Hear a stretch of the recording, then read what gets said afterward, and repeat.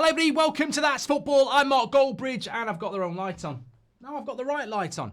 Hello everybody, welcome to That's Football. I'm Mark Goldbridge and this is your latest transfer news. It's a double bit of good news for Arsenal and it's a double bit of bad news for Chelsea. Chelsea in crisis? Well, we don't do them in the off-season, but Gittins, Maignan, looking difficult. One of them looks like it's off, unbelievably.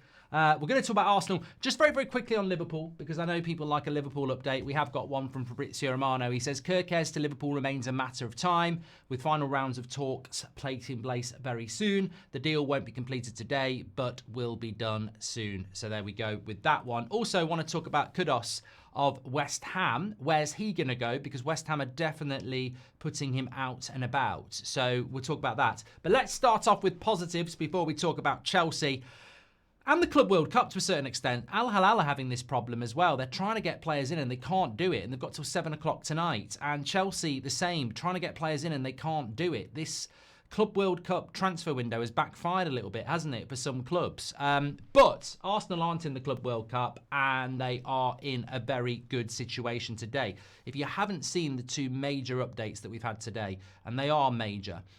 First of all, you've got Zubimendi, David Ornstein bomber on Zubimendi saying Arsenal regard the Zubimendi transfer as a done deal and expect him to report to the club for pre-season. I mean, I felt that there was a few journalists that were saying, you know,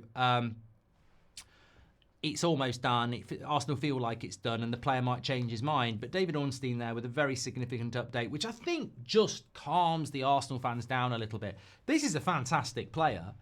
I did a video pretty much a year ago saying when I thought he was going to Liverpool, what a fantastic signing he was for them. So I'm not going to change my mind on that.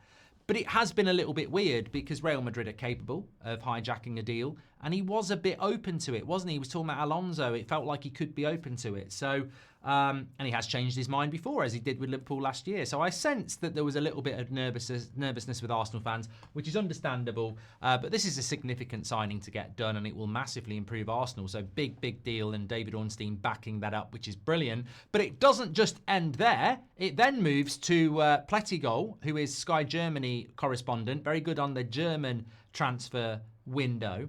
He's saying, I'm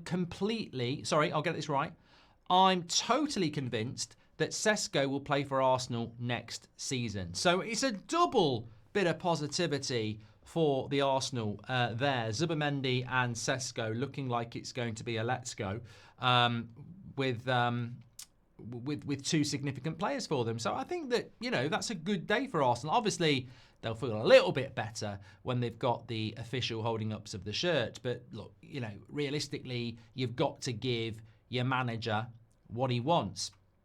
And obviously, that's what he wants. So it's looking good. I don't know whether Arsenal are going to do anything else, but Sesko and Zubimendi, no major outgoings as well. I mean, I think people missed this point. Arsenal been second for the last 2 years, is it? Or the last 3 years? Anyway, but the reality is they're not losing a Saka or a Rice or anybody. They're bringing in two players to add to a squad that's got some younger players that have come through like Wanyeri and Lewis Skelly as well. So that squad's just being added to, which I think is an important thing for Arsenal. So good news for Arsenal today. Not so good for Chelsea. Chelsea have placed a second bid for Gittins, which has apparently been turned down. That is from Dortmund, of course. So they've still got a little bit of work to do on him. But more importantly, I think the Mike Maignan deal, which we spoke about the other day. And I think it's a disappointing one that. I mean, I'm not a Chelsea fan, but you need a goalkeeper and you need a striker. And you know, that's what Chelsea need. Maignan, for me, is a top class goalkeeper. And they've basically walked away from it because they don't want to pay, was it 20 million or 25 million pounds? Now, considering what Chelsea have paid for players, it feels to me, and I've said this before about Chelsea, if you're under 23, we'll pay. Sounds a bit sinister. If you're under 20, Leonardo DiCaprio FC, if you're under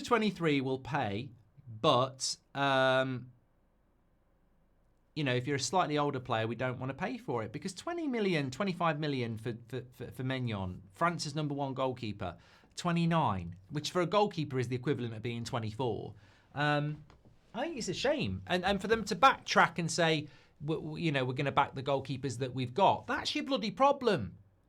You need a goalkeeper that can save shots consistently and instill confidence. I think Chelsea have missed the ball here, and I've said it so many times. Why is it they won't just go and get the goalkeeper and striker they really, really need?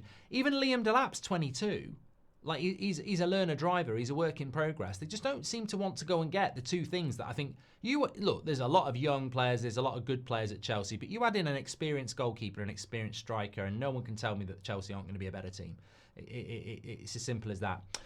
Then with Gittins, it's a little bit up and down here. So apparently Chelsea submitted a 50 million euro bid to Dortmund. That's been rejected. They're hoping to try and get it done before the Club World Cup. Chelsea, £42 million bid, 50 million euros rejected. But Fabrizio has said that they're still trying to get that done. I mean, look, good player. I like Gittins, but you're paying a lot of money here. You are paying a lot of money for him. And again, I suppose he just suits the... This is what Fabrizio was saying from an hour ago. Chelsea have submitted new official bid for Gittins.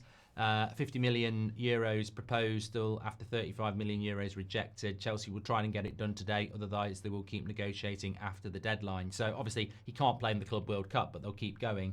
I think Chelsea will get that deal done. But again, this is probably why they're looking at Garnacho, isn't it? It's this, just keep buying younger players that have got sell-on values. And at some point, I think you've got to buy experienced players, in my opinion. So, yeah, Chelsea not having such a good day as Arsenal. But I think the Maignan one is disappointing. Will they circle back? I don't know. You get what you pay for, though. You do. You get what you pay for.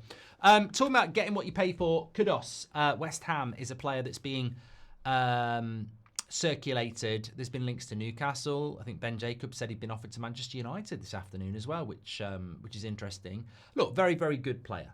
No two ways about it. Very good player. I think he, is one of the bright sparks in relation to West Ham in a disappointing season.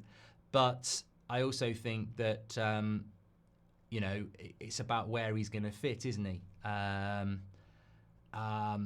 We've mentioned Mbeumo and Newcastle. We've mentioned Elanga and Newcastle. Kudos and Newcastle. He's a good player. He is a good player. Has he got the defensive work rate? Well, I don't know. But I think that it's certainly one to keep an eye on because West Ham seem to be in a position where they want to raise some funds for the new Potter experience, don't they? So I'm interested to see where Kudos will end up. Grealish has been linked with Leverkusen now, which is a strange one. But look, interesting day so far. Let's see what happens. Obviously, we've got this Club World Cup. We're giving away 1,000 free tickets. No, we're not. We might be tomorrow. We'll see what happens with that. My plans for the Club World Cup, by the way, is that I'm not certainly going to watch every bloody game. Have you seen some of them? The crap. But I probably will watch. I'll probably do a watch along a bit, actually, on Sunday. I think I'll do Atletico Madrid PSG just to give it a go. And I'll probably watch some of the latter stage games. But I'm certainly not... I mean, it's not the World Cup. It's not the Euros. It's not the bloody Champions League, is it? I'm not like...